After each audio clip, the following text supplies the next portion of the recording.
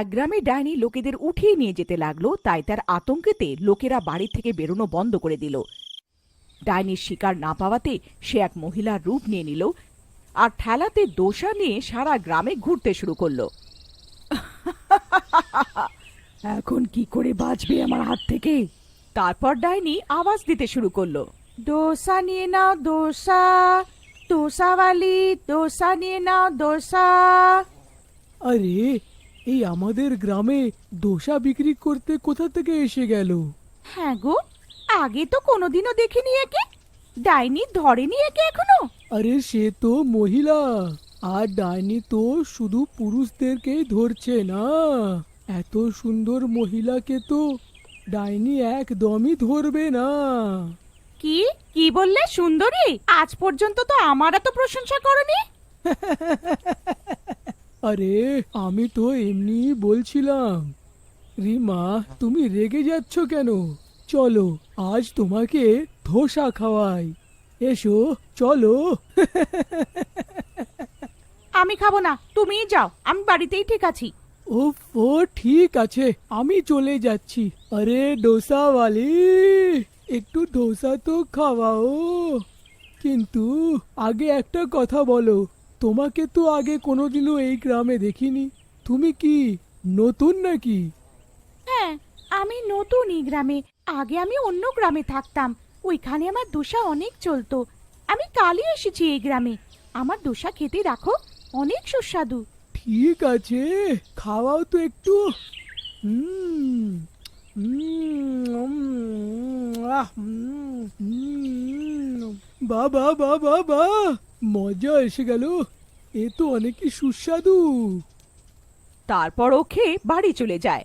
তারপর ডাইনি রোজ আসতে শুরু করলো। সারা গ্রামে ওর সাম্বার দোসা অনেক পছন্দ করা হলো। তারপর সব গ্রামের লোকেরা আবার বাড়ি থেকে বেরোতে শুরু করলো। এখন তো এই গ্রামের লোকেরা আমাকে বিশ্বাস করে নিয়েছে, আর ডাইনির ব্যাপারটা ওরা ভুলে গেছে। এখন আমি শিকার করা আরম্ভ করতে পারি। পরের দিন ডাইনি আবার মহিলার রূপ নিয়ে নেয়।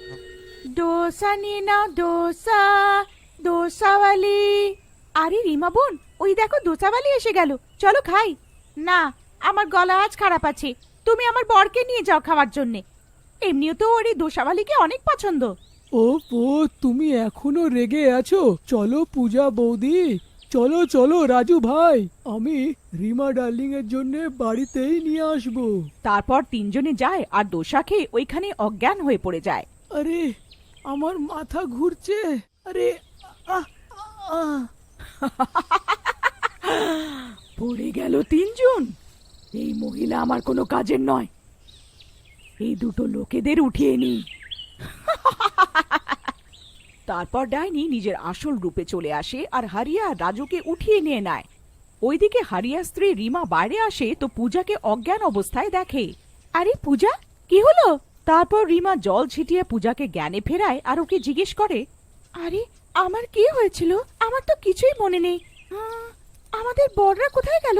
এখানেই তো ছিল তোমার সাথে। তারপর দুজনে মিলে ওদের সারা গ্রামে খোঁজে, কিন্তু কোথাও খুঁজে পায় না। হতে পারে চাষের দিকে গেছে, বিকাল অবধি চলে আসবে। এইটুকু বলে দুজন নিজের নিজের বাড়ি চলে যায়। আর অন্যদিকে ডাইনি হারিয়া রাজুকে গুহাতে নিয়ে যায় আর খাঁচায় আটকে দেয়, যেখানে আরো অন্য লোকেরা বন্ধ হয়েছিল। আরে হরিয়া ভাই, আর রাজুকেও এই ডাইনি ধরে ফেলেছে। আরে তোর না শোকরে ডাইনি, আমাদের গ্রামে কি কোনো পুরুষ মানুষদের কি ছাড়বি না নাকি? চুপ কর, আর আমার জন্য খাবার বানাও সবাই মিলে। নিজের স্ত্রীদের থেকে অনেক সেবা করিয়ে নিয়েছো, এখন আমার সেবা করো। যেই তোমরা সবাই 50 জন হয়ে যাবে, আমি তোমাদের সবাইকে মেরে ফেলবো। আরে আমাদের মারতে কেন চাইছো? আমরা তোমার কি ক্ষতি করেছি? আর তো ভেবো না, চলো তাড়াতাড়ি এই পাঠাটা বানাও হারিয়া। তারপর ডাইনি একটা মৃতদেহর কাছে যায়। ওই মৃতদেহ ওর বরের থাকে। রাহুল, আমি তোমাকে খুব শিগগিরই জ্যান্ত করিয়ে দেব, ব্যাস আমার আর কিছু লোকেদের দরকার। এই বলে ডাইনি আবার দোসা বিক্রি করতে আরম্ভ করে দেয়। আর একটা গ্রামের লোক দোসা খেয়ে অজ্ঞান হয়ে পড়ে। আর দোসাওয়ালি ডাইনি রূপে চলে আসে আর ওকে উঠিয়ে নিয়ে চলে যায়। তখনই ওটা ওর স্ত্রী দেখে নেয়।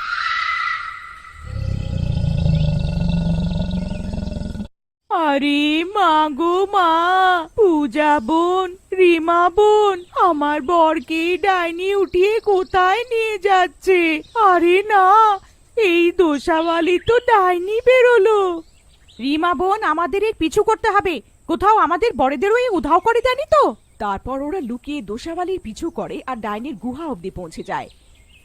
ওইখানকার দৃশ্য দেখে ওরা চোখে বিশ্বাস করতে পারে না। গ্রামের অনেক লোক একটা খাঁচায় বন্ধ ছিল।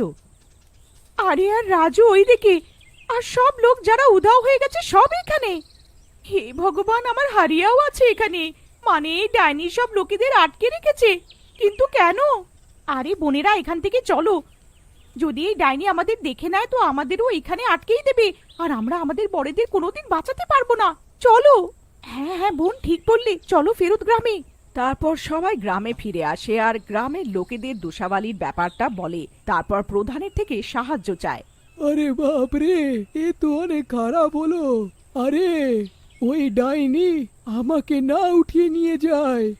আমি তো এই গ্রামের সব থেকে হ্যান্ডসাম লোক। কি প্রধান মশাই, এটা ঠাট্টার সময় নয়।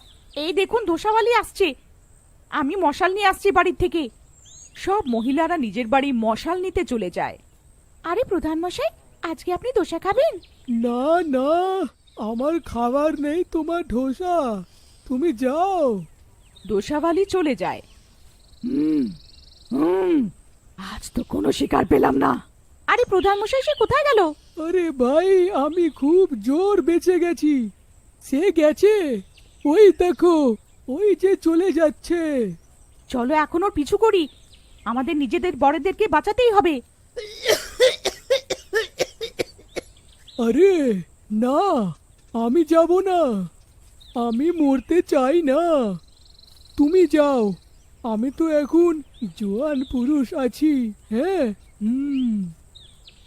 বুড়ো ভাম।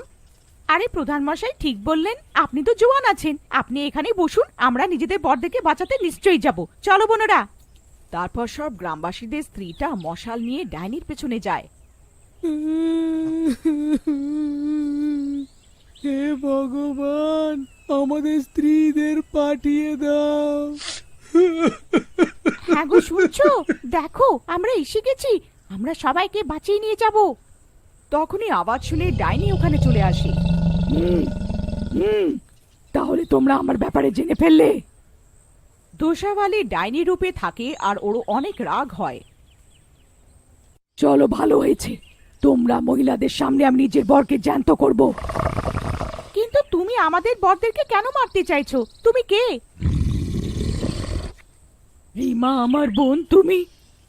ওই দেখো আমার বরের দেহ, তোমাদের বড়দের বলি দিয়ে নিজের বরকে জ্যান্ত করব। রিমা যে ওই মৃতদেহর কাছে যায়। তুমি আমাকে বোন কেন বললে? আরে রাহুল, এটা তো রাহুলের সব। তুমি তুমি কবিতা? হ্যাঁ রিমা, আমার বোন। আরে কবিতা, এইসব কি হলো? তুমি মরে গেলে কি করে? তুমি তো বিয়ে করে শহরে গেলে, আর এইটা আমার বর হারিয়া। তুমি আমার বরকে মেরে নিজের বরকে জ্যান্ত করতে চাইছো? মরা মানুষ কোনোদিন জ্যান্ত হয় না আমার বোন। ডাইনি কাঁদতে কাঁদতে রিমাকে জড়িয়ে ধরে। হ্যাঁ আমার বোন, তুমি ঠিক বললে, আমি জানতাম না হারিয়া তোমার বর। তোমাকে আমরা কত খুঁজলাম, তারপর মা বাবা আমার বিয়ে হারিয়ার সাথে করিয়ে দিল।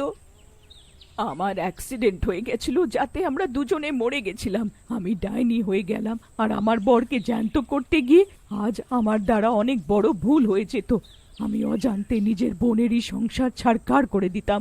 আমাকে ক্ষমা করে দাও আমার বোন, আমাকে ক্ষমা করে দাও। তোমার সাথে অনেক খারাপ হয়েছে, আমি তোমাদের দুজনে শ্রাদ্ধ করাবো, যাতে তোমাদের আত্মা মুক্তি পেয়ে যায়। তারপর ডাইনি সবার স্বামীদের ছেড়ে দেয়, আর রিমা ওদের শ্রাদ্ধ করিয়ে ওদের মুক্তি পাইয়ে দেয়।